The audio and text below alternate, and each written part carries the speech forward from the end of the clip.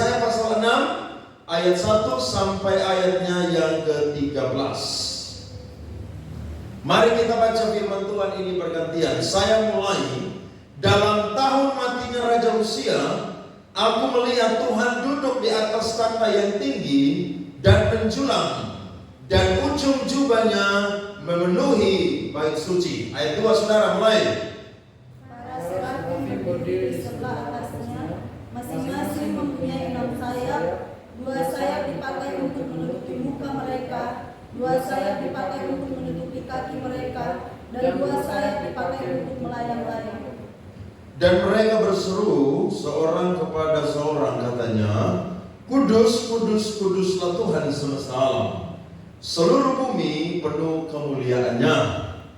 Maka bergoyanglah atas ampang itu disebabkan suara orang yang berseru itu, dan rumah itu pun penuhlah dengan asap. Lalu kataku, celakalah aku binasa, sebab aku ini seorang yang najis bibir, dan aku tinggal di tengah-tengah bangsa yang najis bibir.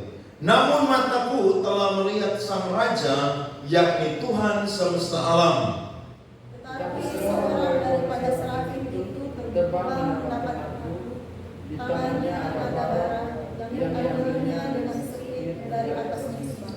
Ia menyentuhkannya kepada mulutku serta berkata, lihat, ini telah menyentuh bibirmu, maka kesalahanmu telah dihapus dan dosamu telah diampuni.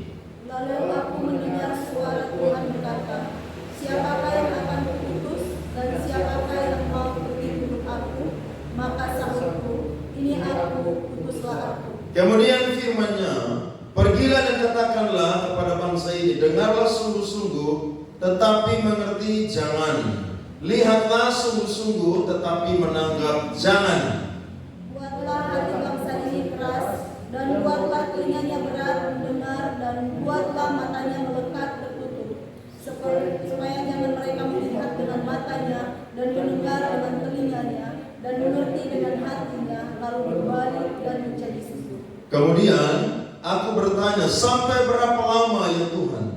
Lalu jawabnya, sampai kota-kota telah lengang sunyi sepi, tidak ada lagi yang mendiami, dan di rumah-rumah tidak ada lagi manusia, dan tanah menjadi sunyi dan sepi. Tuhan akan menyingkirkan manusia dari jauh, sehingga hampir seluruh negeri menjadi kosong. Sama-sama. Dan jika di situ masih tinggal 1/10 dari mereka, mereka harus sekali lagi ditimpa kebinasaan. Namun keadaannya akan seperti pohon beringin dan pohon jawi-jawi, yang tunggulnya tinggal berdiri pada waktu ditebang, dan dari tunggul itulah akan keluar tunas yang kudus. Beri tepuk tangan untuk firman Tuhan. Yesaya hidup pada zaman raja-raja Yehuda, dari Uzia dan sampai keturunan-keturunan yang ada di bawah Raja Uzia. Pelayanan Yesaya ini adalah pelayanan yang menakjubkan, karena dia adalah orang yang sungguh-sungguh mendapatkan kasih karunia Tuhan, yakni dia bisa dipercaya untuk menjadi nabi pada zaman itu. Nah, kita mencatat setelah Raja Uzia meninggal, maka Yesaya itu mendapatkan yang namanya penglihatan. Dia melihat Tuhan itu duduk di atas takhta yang tinggi dan menjulang, dan jubahnya memenuhi bait suci. Kalau saudara belajar tentang Raja Uzia, raja ini adalah raja yang memulai kepemimpinannya dengan baik atau benar. Bagi Tuhan, pemimpin atau Raja Israel bukan sekedar pemimpin pemerintahan, tapi Raja Israel adalah seorang pemimpin rohani. Itu penting. Sehingga ketika mereka melakukan dosa, maka yang pasti Alkitab mencatat semua rakyat yang ada di bawah juga pasti akan mengikuti kefasihan mereka. Karena pemimpin adalah orang yang memberikan contoh atau teladan. Sehingga waktu Uzia memulai, dia memulai dengan benar. Tapi ketika kerajaannya semakin kokoh, akhirnya dia jadi raja yang mulai tinggi hati. Kalau saudara baca nanti di 2 Tawarik 26, saudara akan menemukan bahwa dia itu adalah raja yang berani sekali membakar ukuk baik Allah. Padahal tugas membakar hukuman adalah tugas para imam. Akhirnya dia kena yang namanya sakit kusta. Dan sampai dia mati, saudara, dia tidak berubah. Dan akhirnya dia jadi orang yang tidak menyenangkan Tuhan. Dia memulai dengan roh, dia mengakhiri dengan daging. Tapi firman Tuhan tidak berhenti. Justru firman Tuhan terus dinyatakan. Dan akhirnya ada satu orang yang dapat kasih karunia Tuhan. Namanya adalah Yesaya bin Amos. Dia masuk dalam urutan nabi-nabi besar karena usia pelayanannya panjang dan surat-surat yang dia catat, isi kitabnya adalah kitab yang panjang, sehingga dia disebut sebagai nabi besar. Nah, saya catat saudara-saudara, teman-teman semua, ada dua alasan bagi Yesaya bagaimana dia harus memberikan hidupnya untuk kemuliaan Tuhan. Dan ini pun juga adalah nasihat untuk saya dan saudara sebagai orang-orang muda untuk mau memberikan hidup kita bagi kemuliaan Tuhan. Yang pertama adalah karena Allah yang memulai panggilannya di dalam hidup Yesaya dan kehidupan kita. Saudara, kalau perhatikan firman Tuhan tadi itu sangat-sangat menarik. Alkitab mencatat bahwa ternyata Yesaya melihat Tuhan.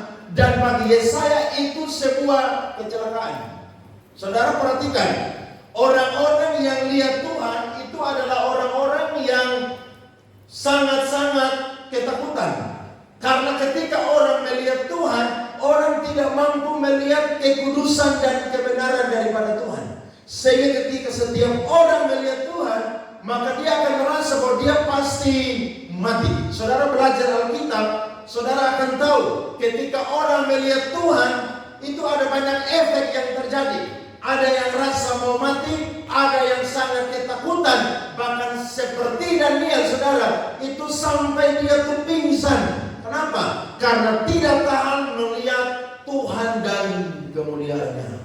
Nah, Yesaya mengatakan bahwa dia celaka karena dia telah melihat Tuhan. Tapi ternyata itu sebuah rencana Tuhan bagaimana Yesaya mengalami perjumpaan pribadi dengan Tuhan. Sehingga Yesaya harus memberikan hidupnya bagi kemuliaan Tuhan. Karena perjumpaan Yesaya dengan Tuhan bukan perjumpaan dari kata orang atau pengalaman orang lain, tapi perjumpaan secara pribadi. Tuhan yang memulai, bukan Yesaya. Makanya Alkitab mencatat, bukan kamu yang memilih aku, tapi akulah yang memilih kamu. Sehingga engkau pergi dan engkau menghasilkan buah. Jadi kita bisa iring Tuhan hari ini, bisa melayani Tuhan hari ini. Itu bukan karena saya dan saudara punya dalih, saudara dan saya punya jasa, kita punya kebaikan dan kita punya kemauan. Sebab orang tidak akan pernah datang kepada Tuhan kalau tidak pernah ditarik oleh Allah. Tidak pernah. Semua inisiatif itu dimulai oleh Allah. Nah, ketika Tuhan panggil Yesaya, maka ada hal-hal yang berubah. Yang pertama yang saya catat adalah Tuhan menguduskan bibir dan hati daripada Yesaya. Tadi kita udah baca, maka ada seorang serafim atau makhluk surgawi yang ada di sekeliling takhta Allah. Dia itu mengambil sebuah bara atau api, kemudian menyentuhnya pada bibir Yesaya. Dan dia berkata bahwa dosamu apa teman-teman? Sudah diampuni. Kemudian apa lagi? Dan dosamu, kesalahanmu telah dihapus. Bayangkan, orang ini dapat anugerah Tuhan. Pertanyaannya, mengapa Yesaya punya bibir yang dijamah oleh Tuhan?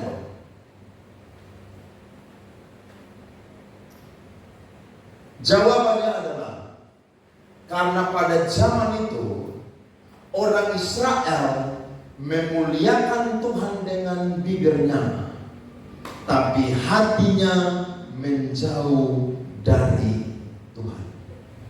Mereka berkata mereka cinta Tuhan, tapi ternyata tidak cinta Tuhan. Mereka berkata bahwa mereka itu mengasihi Tuhan, tapi kenyataannya tidak mengasihi Tuhan. Sehingga Yesaya berkata, bukan hanya dia saja yang najis bibir, tapi dia tinggal di tengah-tengah bangsa yang najis bibir. Berarti satu bangsa itu, saudara, dari raja sampai kepada rakyat jelata, semuanya orang-orang yang berdosa.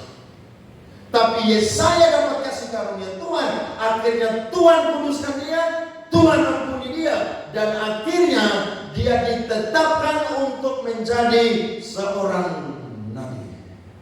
Jadi kita bisa memberikan hidup kita kepada Tuhan. Kita tidak bisa yang namanya bela diri kita atau kita bilang sama Tuhan, Tuhan, saya ini kan baik, saya ini kan benar, saya ini kan mantap, makanya saya bisa melayani Tuhan. Saudara, kalau Tuhan tidak yang namanya kasih karunia, bahkan Tuhan tidak memberikan kepada kita pengampunan dosa, saya dan saudara tidak layak untuk melayani Tuhan. Kenapa? Karena sejak kita lahir, kita sudah membawa natur dosa dalam kehidupan kita, sehingga kita tidak pantas untuk melayani Tuhan. Tapi dengan kejadian ini, Tuhan mau Yesaya dan kita semua memberi hidup kita untuk kemuliaan Tuhan. Pertobatan selalu dimulai dari individual. Pertobatan tidak mulai dari satu kelompok, tidak. Tapi pertobatan selalu dimulai dengan individual. Makanya Alkitab banyak mencatat, ketika Tuhan memulihkan orang, itu selalu dimulai dari pribadi lepas pribadi. Sehingga kalau satu orang bertobat, maka seisi rumah pasti akan bertobat. Kalau satu orang raja bertobat, maka seluruh bangsa rakyatnya akan bertobat. Nah, Tuhan punya rencana bagi Yesaya, dan saya percaya rencana Tuhan ini pun juga bagi kita. Kita semua ini tidak layak, termasuk saya, tidak layak melayani Tuhan. Tapi ketika Tuhan pilih kita, Tuhan ampuni dosa kita, maka itu merupakan anugerah yang saya dan saudara harus pakai untuk memberikan hidup kita bagi kemuliaan Tuhan. Lihat Yesaya 29 ayat 13. Alkitab mencatat Yesaya 29 ayatnya yang ke-13.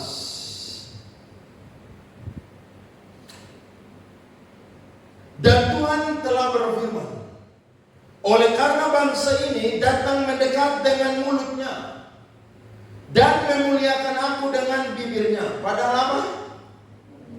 Hatinya menjauh daripadaku, dan ibadahnya kepadaku hanyalah perintah manusia yang dihafalkan. Makanya semua orang itu bisa bilang Jesus I love you.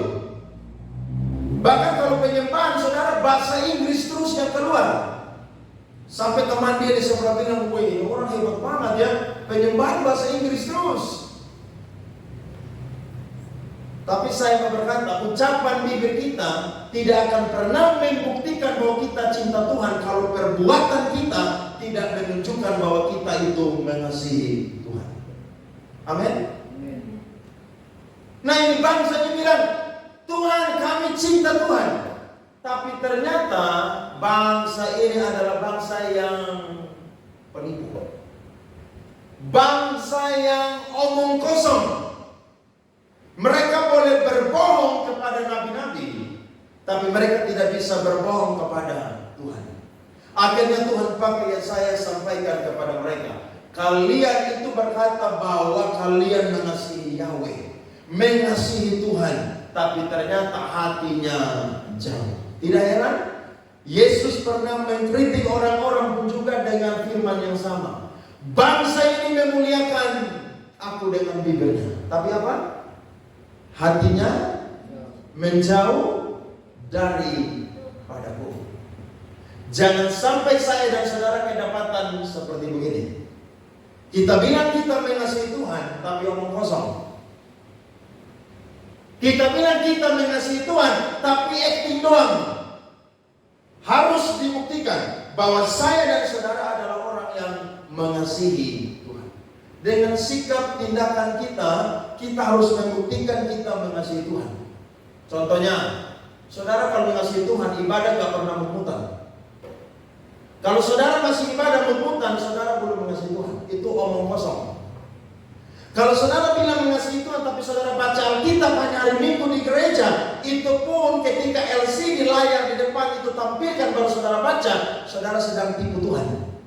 Kalau saudara bilang saudara mengasihi Tuhan dengan bibir, tapi saudara tidak berdoa, tidak pernah punya waktu saat teduh, saudara tidak pernah punya waktu mendoakan orang lain, saudara sedang menipu Tuhan. Hati-hati, kalau manusia tidak akan pernah bisa ketahuan melihat saya dan saudara, satu saat Tuhan akan menunjukkan bahwa kita memuliakan Tuhan dengan bibir, tapi hati kita menjauh dari Tuhan. Nah, kalau malam ini saya dan saudara teman-teman semua sudah ada di dalam anugerah Tuhan, jangan pernah keluar daripada anugerah Tuhan. Amin. Ibrani, perhatikan, Ibrani 10 ayat 19 sampai 20. Ini ayat keren sekali. Ibrani pasal 10 ayat 19 sampai 22. Jadi saudara-saudara, oleh darah Yesus kita sekarang penuh keberanian dapat masuk ke dalam tempat kudus. Karena ia telah membuka jalan yang baru dan yang hidup bagi kita melalui tabir, yaitu dirinya sendiri. Dan kita mempunyai seorang imam besar sebagai kepala rumah Allah. Wow, keren. Karena itu, marilah kita menghadap Allah dengan hati yang tulus ikhlas dan keyakinan iman yang teguh. Oleh karena hati kita telah dibersihkan dari hati nurani yang jahat dan tubuh kita telah dibasuh dengan air yang murni. Amin. Jadi kita semua ini sudah diampuni. Makanya kita masih bisa jatuh dalam dosa. Tapi anak Tuhan tidak akan pernah nyaman hidup dalam dosa. Sesederhana itu. Saudara yang dulu suka jahilin orang, gangguin orang, bully orang, ketika jadi anak Tuhan harus berubah. Saudara yang dulu mungkin suka nyusahin orang lain dengan banyak sekali hal, harus berubah. Kita semua ini mantan orang berdosa. Makanya Paulus orang yang paling jujur. Dia berkata dalam 1 Timotius 1 ayat 15, perkataan ini benar dan patut untuk diingat, bahwa Kristus datang untuk menyelamatkan orang berdosa. Dan dari semua yang paling berdosa, akulah yang paling berdosa. Coba buka ayat 16 lanjut 17. 1 Timotius 1 ayat 15 sampai 17. Mari kita baca ayat 16 sampai 17. Bisa Selvi? Coba tampilkan. Perkataan ini benar dan patut diterima sepenuhnya. Kristus Yesus datang ke dunia untuk menyelamatkan orang berdosa, dan di antara mereka akulah yang paling berdosa. 16 keren. Tetapi justru karena itu aku apa? Dikasihani apa? Dalam diriku ini sebagai orang yang paling berdosa, Yesus Kristus menunjukkan seluruh kesabarannya. Dengan demikian aku menjadi contoh bagi mereka yang kemudian apa saudara-saudara? Percaya kepadanya dan mendapat hidup yang kekal. Ayat yang ke-17 sudah selesai. Oke. Hormat dan kemuliaan sampai selama-lamanya bagi Raja segala zaman, Allah yang kekal, yang tak nampak, yang esa. Amin. Tadi Alkitab catat, para serafim nyanyikan kudus, kudus, kuduslah Tuhan. Sedangkan Yesaya berkata dia adalah orang yang berdosa. Berarti Yesaya tidak sebanding dengan Tuhan yang begitu kudus. Tapi karena kasih karunia, Yesaya diampuni dosanya, dan Yesaya itu siap untuk dipakai menjadi seorang hamba Tuhan. Apa yang kita bisa bawa kepada Tuhan ketika kita ketemu Tuhan? Kebaikan kita, kain kotor. Yesaya bilang kain kotor. Skill kita ecek-ecek. Kepintaran kita nol besar. Jadi apa yang menjadi kebanggaan kita ketika kita ketemu Tuhan? Kita harus bilang begini, Tuhan saya ini orang berdosa, tapi terima kasih karena kasih karunia Tuhan saya diampuni. Maka apa yang menjadi bagian saya yang saya harus memberikan hidup saya kepada Tuhan. Hari ini pun juga saya akan memberikan hidupku untuk kemuliaan Tuhan. Konsisten. Jadi kalau kita cinta Tuhan, kita mengasihi Tuhan, tunjukkan bahwa kita ingin mengasihi Tuhan. Harus tunjukkan. Kalau tidak, nanti Tuhan bilang, kamu hanya di bibir aja. Makanya lagu dunia bilang apa? Lain di bibir, lain di mana? Orang dunia aja tahu, masa anak Tuhan tidak tahu. Jadi harus sama. Ini bicara tentang kebenaran dan juga integritas. Jadi alasan yang pertama, mengapa Yesaya dan saya dan saudara harus memberi hidup kita bagi kemuliaan Tuhan. Karena segala sesuatu dimulai dari Tuhan. Amin. Kita tidak akan pernah bisa memulai sesuatu kalau Tuhan yang tidak memulai. Itu penting sekali. Ketika murid-murid sedang menjalan, siapa yang cari Petrus dan teman-teman? Tuhan Yesus. Ketika mereka sudah tinggalkan Tuhan Yesus, mereka kembali jadi nelayan, siapa yang cari mereka? Tuhan Yesus. Bahkan ketika Tuhan mau naik ke surga, dia bilang, aku tidak akan pernah meninggalkan kalian sendiri, tapi aku akan mengutus Roh Kudus menjadi penghibur dan penolong pelindung bagi kalian semua. Bayangkan saking sayangnya Tuhan kepada kita semua, Tuhan berkata seperti demikian. Jadi kalau hari ini kita bisa, saudara-saudara, teman-teman, mari kita terus jaga kehidupan kita untuk menyala-nyala di dalam Tuhan. Beri kemuliaan kepada Tuhan dong. Itu yang pertama.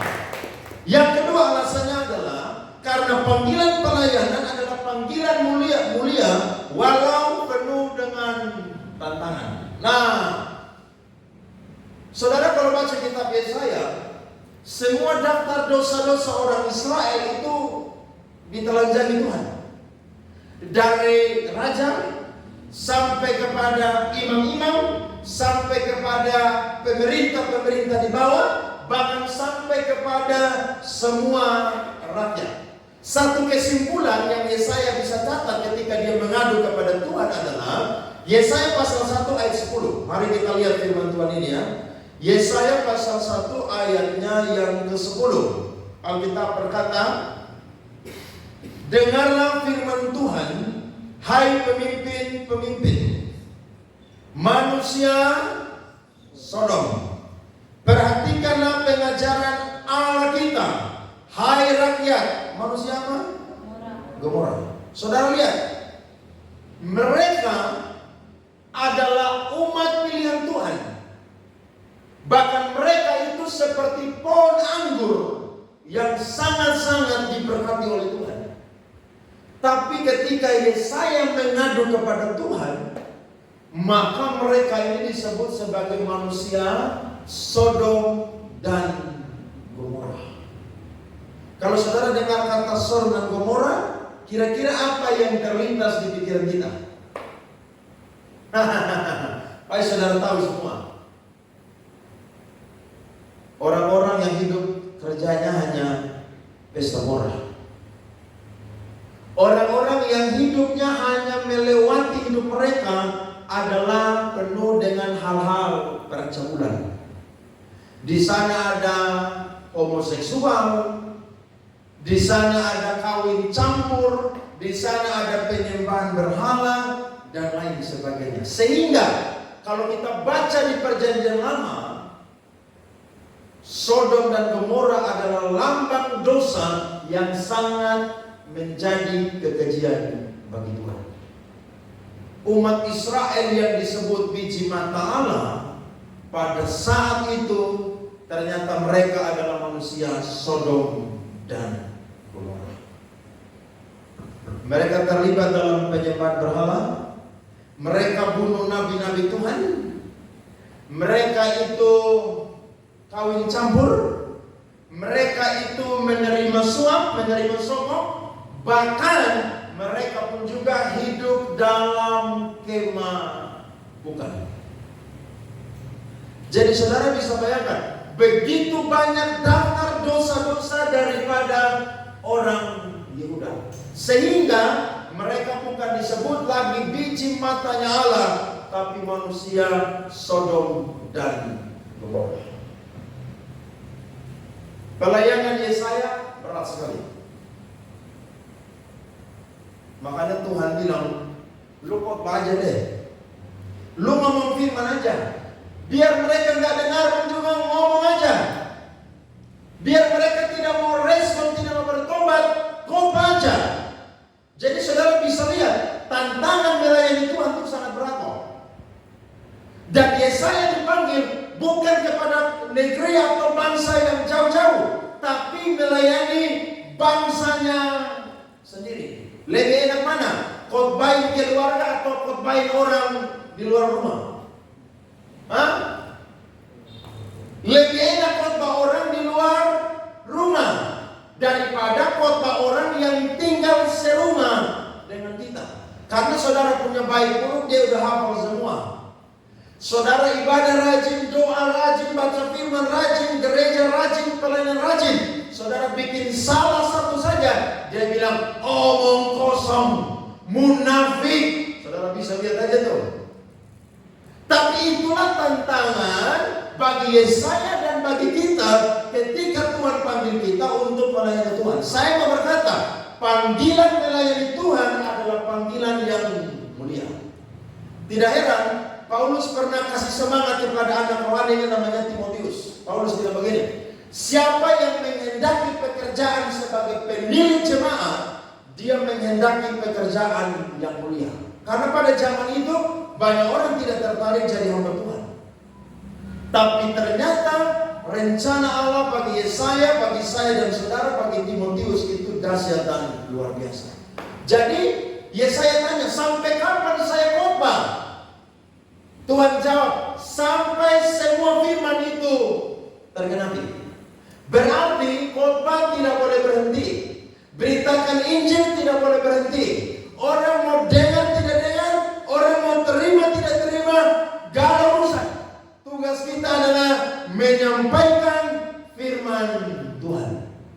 Karena firman Tuhan tidak akan pernah kembali dengan sia-sia. Apa yang ditabur pasti akan bertumbuh dan pasti akan berbuah. Jadi khotbah aja. Makanya saudara tidak boleh malas-malas penginjilan. Anak-anak muda tahun ini ayo penginjilan. Ya, ibadah begini udah bagus, KL sudah bagus. Ayo bikin 2 bulan sekali penginjilan. Kemana? Cari tempat penginjilan, latih, ya, lewat media sosial. Saudara penginjilan, apa yang kita bisa buat. Kenapa? Karena dunia sekarang sudah sangat canggih. Saudara mau jangkau orang di negara mana pun juga bisa.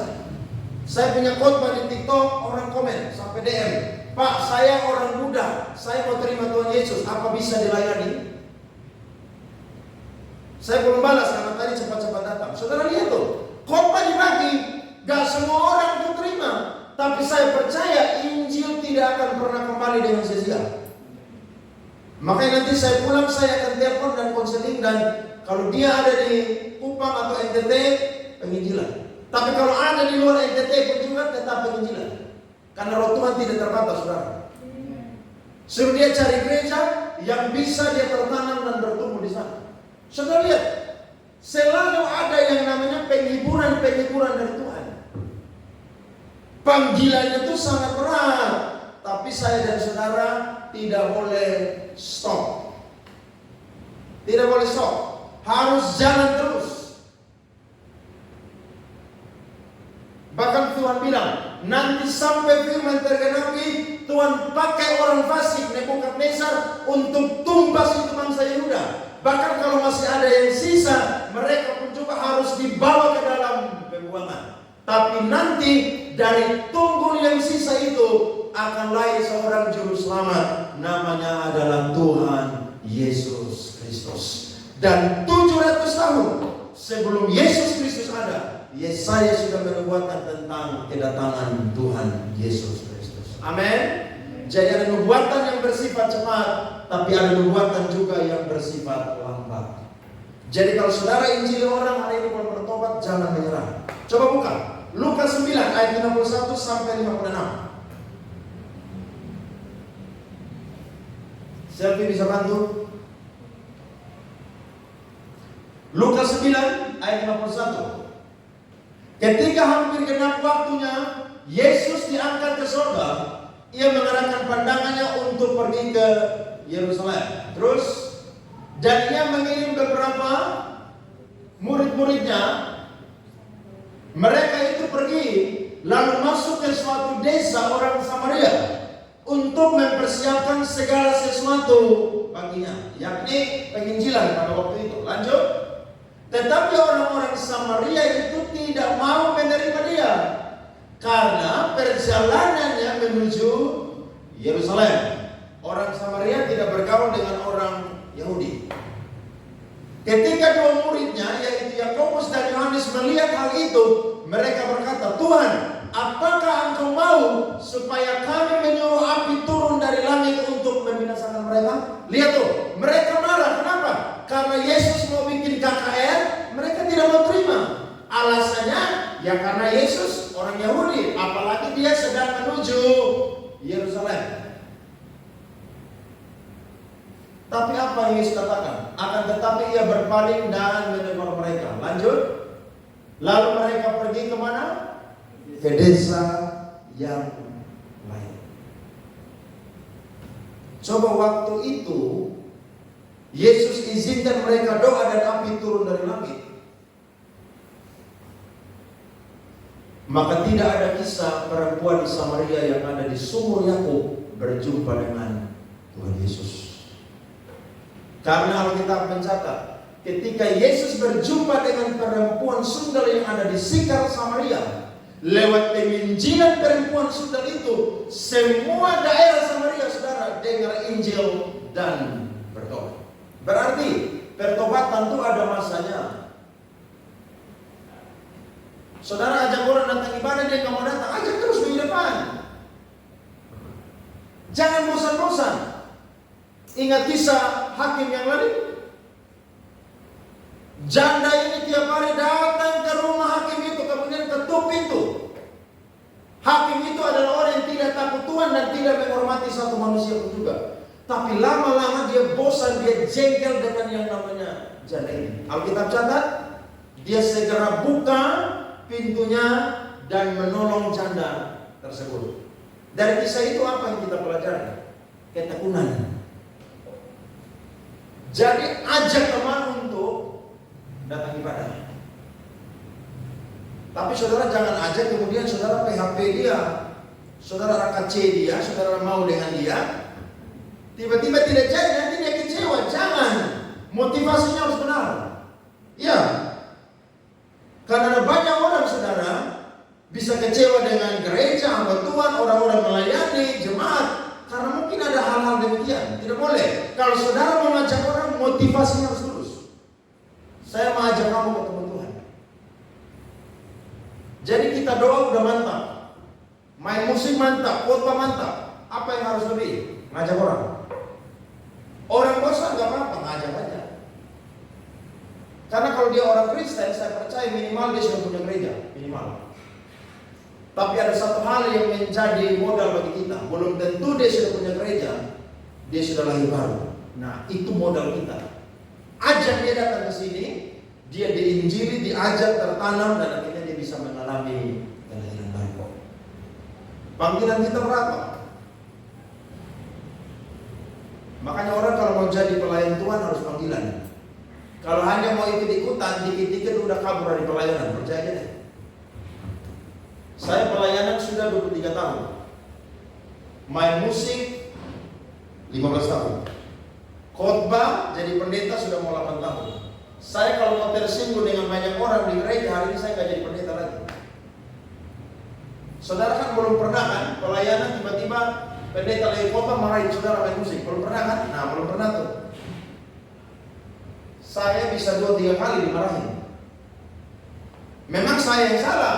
melayani ibadah umum pakai celana jeans, ya tidak boleh. Orang main ibadah raya harus pakai celana katun.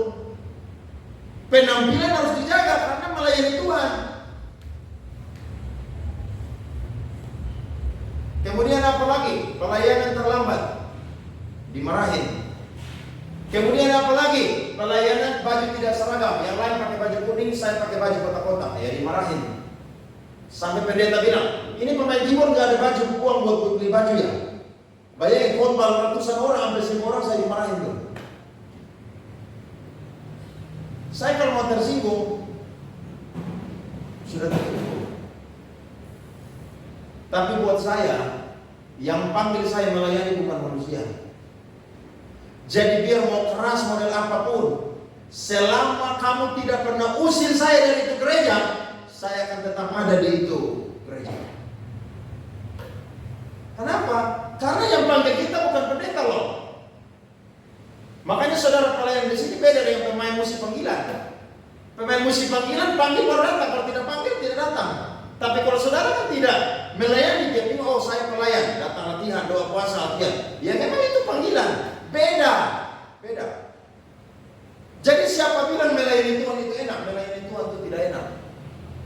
Tantangannya berat, tapi saya berkata, di tengah-tengah tantangan yang berat, selalu ada pengharapan yang Tuhan kasih untuk saya dan saudara. Tantangan, amin. Jadi Tuhan bilang, segala jerih lelah kita di dalam Tuhan tidak akan pernah sia-sia.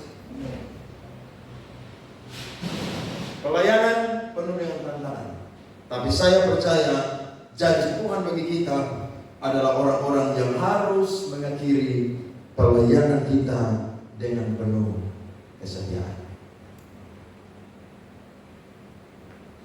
Kita sudah diampuni dan hari ini kita dapat anugerah melayani Tuhan. Jaga itu baik-baik. Saudara harus komit dengan Tuhan. Nanti besok-besok saudara sudah berkeluarga semua, saudara tetap bilang, Tuhan, saya mau tetap melayani Tuhan sampai Tuhan panggil saya. Karena pelayanan bukan pekerjaan. Pelayanan bukan mengisi kekosongan waktu. Pelayanan bukan ikut-ikutan. Tapi pelayanan adalah kesempatan untuk memberikan hidup kita bagi kemuliaan Tuhan. Amin. Kiranya firman Tuhan jadi berkat untuk kita semua malam ini. Amin. Buat firman Tuhan.